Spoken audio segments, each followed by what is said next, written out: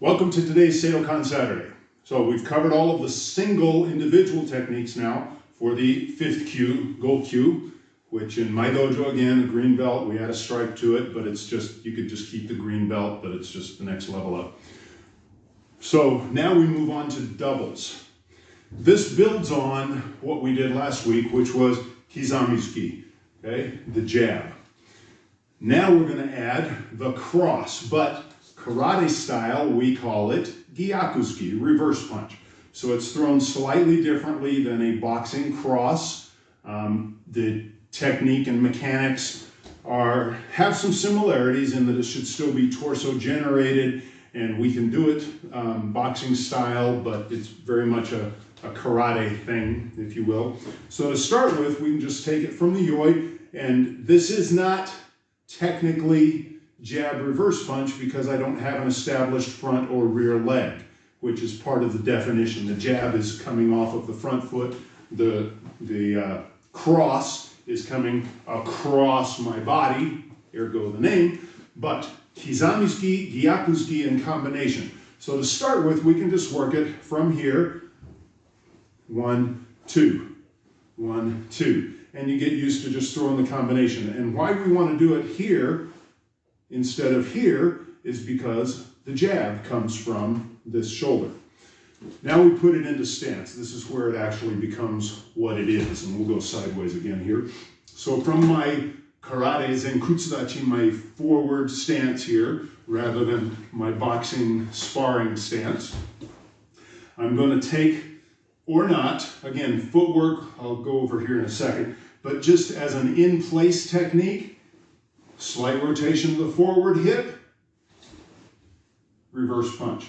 And again, we could work it with pulling the hikide, the pulling hand, let's switch it this way, jab, pull hand, then it would be a true reverse punch, gyaku-ski, or I can do it keeping my guard up.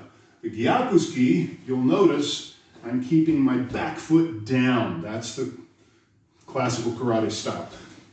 In the old days, in Japanese traditional tournament fighting, they wouldn't even score you a punch to the body if your heel was up. So if I did this, that would not score. This has now become more the norm because you'll see really low lunging punches in tournament now, even in the most classical traditional tournaments.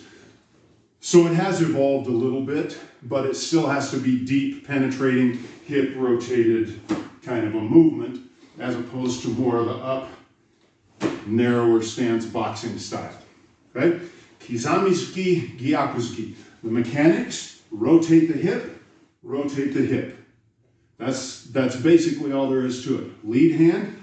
Now, with the footwork, lead hand with my lunge, which if I follow immediately, can go right into my reverse punch, lunge, reverse punch as a single step, or lunge, reverse punch. Now, toward camera, here's what will happen. And again, we want to work this on both sides. I'm just showing the one for now. So I take my lunge step with my kizami. Now, I can either step a little wider, keep my heel down, classic gyaku-ski. Or I can stay more narrow, bring my heel up, more of a kumite, pseudo-boxing, karate, contemporary method. Okay? So 1, 2, sorry, I combined them. 1, 2, keeping my hip down and firm in zenkutsudachi, or 1, 2, bringing the back heel up. Kizami-ski, gyaku-ski. As we work this across the floor, the key is to not arm punch. And this is what you'll see mostly from beginners and there was no movement, no heel lift, no width, no rotation. So it's very important to the power and follow through of this technique, and I'll just, for the sake of argument, switch sides, that my kizami-ski, I get my lead hip. My gyaku-ski, I have to take my reverse hip, rotate through and around.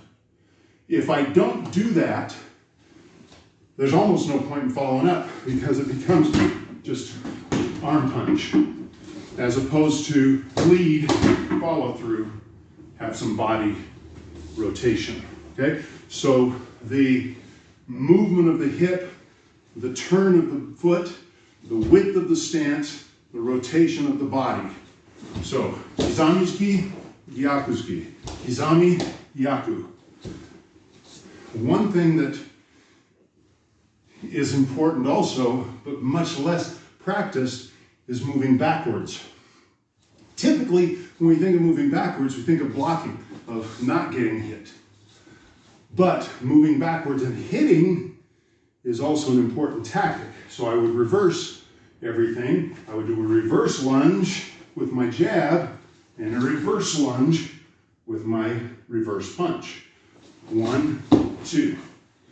Now I may not step the second time depending on how quickly I follow my jab with the cross. It may just be 1, 2, 1, 2.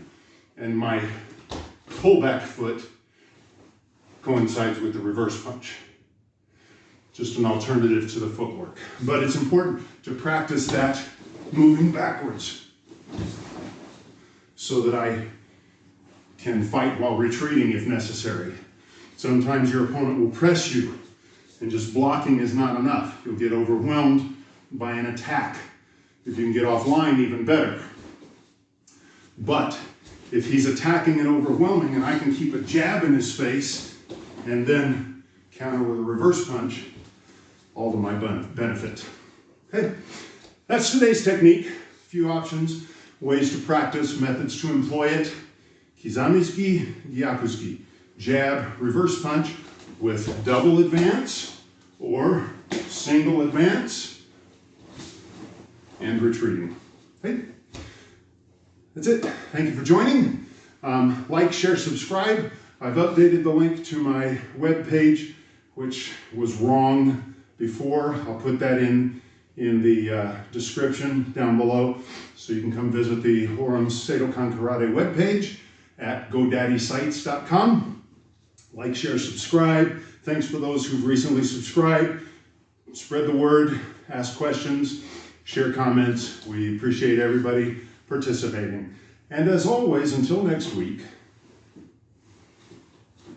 let's keep practicing.